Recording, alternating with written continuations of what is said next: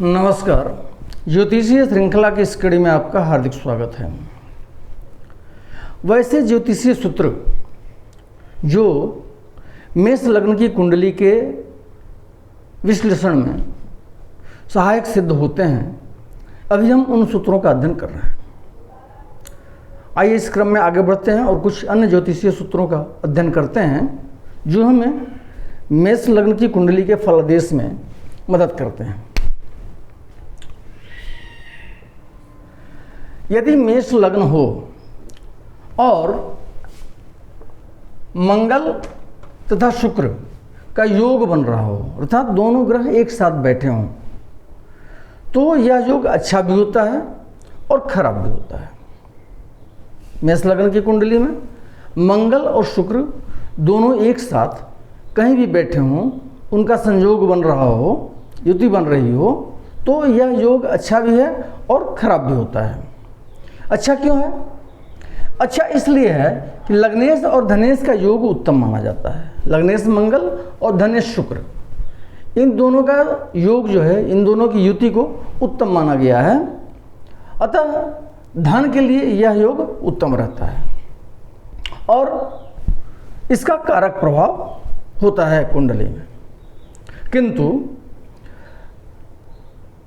सप्तमेश और अष्टमेश का संबंध, सप्तमेश शुक्र और अष्टमेश मंगल, इनका संबंध मारक प्रभाव भी दे सकता है, मारकत्व की भूमिका भी निभाता है। इसलिए कहा गया है कि मेष लग्न की कुंडली में मंगल और शुक्र का योग अच्छा फल भी प्रदान करता है और बुरा फल भी प्रदान करता है।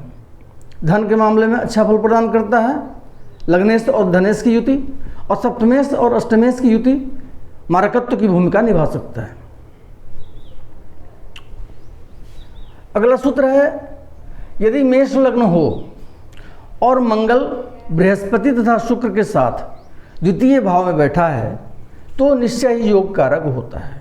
मेष लग्न की कुंडली में मंगल जो है वो बृहस्पति और शुक्र के साथ, अर्थात तीनों ग्रह मंगल बृहस्पति और शुक्र तीनों धन भाव में बैठे हों, द्वितीय स्थान में बैठे हों, तो यह निश्चय ही योग कारक होता है, शुभ फल प्रदान करने की क्षमता रखता है। यदि जन्म लग्न मेष हो और लग्न का स्वामी मंगल तृतीय भाव में बृहस्पति और शुक्र के साथ बैठा हो तो योगप्रद नहीं होता है। मेष लग्न की कुंडली में लग्नेश मंगल बृहस्पति और शुक्र के साथ होकर के तीसरे भाव में बैठा हो, अर्थात मंगल बृहस्पति और शुक्र तीनों एक साथ तृतीय भाव में बैठे हो कुंडली में, तो यह युति योग कारक नहीं होती है। यदि मेष लग्न हो और मंगल तथा बृहस्पति दोनों एक साथ चतुर्थ भाव में बैठे हों तो निश्चय ही योग देने वाला होता है। मेष लग्न की कुंडली में मंगल और बृहस्पति दोनों एक साथ चतुर्थ भाव में बैठे हों तो यह निश्चय ही योग कारक होता है। अब यहाँ पे ध्यान देने जो बात क्या है, मंगल यहाँ पे बैठेगा कर्क राशि में, तो कर्क राशि में मंगल क्या होता है?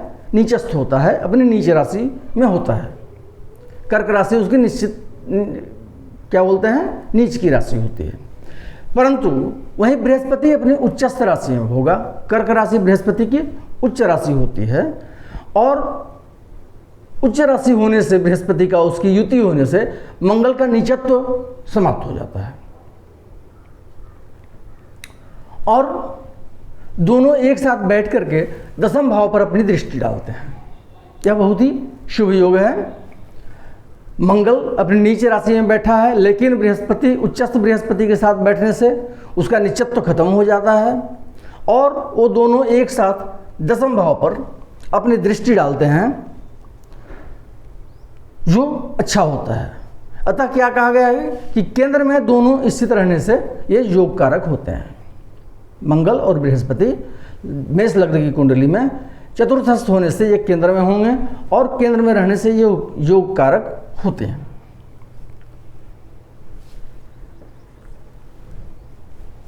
यदि जन्म लग्न मेष हो और मंगल पंचम भाव में स्थित हो तो मंगल की महादशा में निश्चय ही योग होता है, जो जातक को राजयोग प्रदान करता है तथा उसके लिए अभ्युदय कारक होता है। मेष लग्न की कुंडली में मंगल पंचमस्थ हो, मंगल पंचम भाव में बैठा हो, तो यह स्थिति जो है मंगल की महादशा में जातक के लिए योग कारक होता है, योग प्रदान करता है। जो राजयोग प्रदान करता है मंगल की महादशा में और जातक के अभ्युदय का कारण बनता है, उसकी उन्नति होती है, हर क्षेत्र में उसका विकास होता है। मेष लग्न की कुंडली में के फलादेश करने में या उसके विश्लेषण में जो और सूत्र सहायक होंगे, ज्योतिषीय सूत्र, उनका अध्ययन हम अगले वीडियो में करेंगे। नमस्कार।